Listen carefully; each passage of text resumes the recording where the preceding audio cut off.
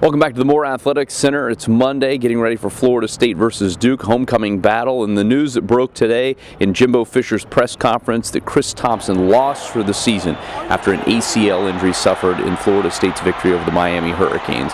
For quarterback E.J. Manuel, somebody who's very tight with Chris Thompson, he knows that it's going to be a huge loss for this Florida State Seminole football team, but he knows that Thompson will be resilient and help his other teammates grow as the season continues. He's still going to lead those guys. I mean, he's going to be there for us as much as he can.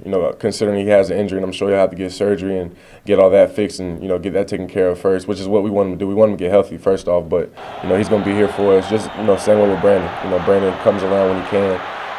So it's always good to still see those guys, see their faces, and see that they're smiling and that they're happy. He's like a brother to me, and his locker's right across from mine. So him and I talk every day, and I texted him last night, just letting him know that I love him, and that I wish him the best, because this is his senior year, He's come back from an injury from last year and had a fabulous season, So for it to be cut short like that, it's tough to see, But knowing Chris, he's gonna be resilient. He'll rehab, do what he has to do to get back healthy, and he's going to have a great career.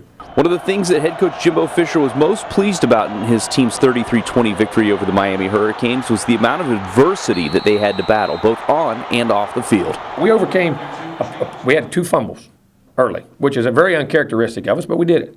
We overcame penalties, guys that felt that they didn't create, but all right, move on. We overcame losing our best offensive football player 20 plays into the game. Overcame that. Move on. Still had 450 yards of offense and scored over 30 points and could have had 50 and should have had 600 if you get all the plays called back. All right, we fixed that. But, we wouldn't have done that here in the past. I wouldn't have done it here in a long time in the past. Other teams I've been on, good teams, don't always do that. I was very proud of the way we compete. Our defense said, okay, we'll keep playing. We'll do what we got to do. Manage, keeping the game. And then we got going on offense.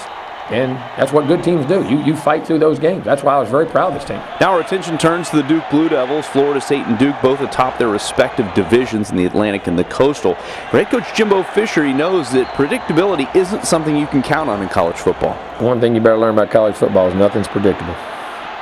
You never know. And everybody got players. Everybody's got a chance. And everybody has their time, and their coach, they got a great staff. You look at their staff, the history of their staff and the guys and people they have.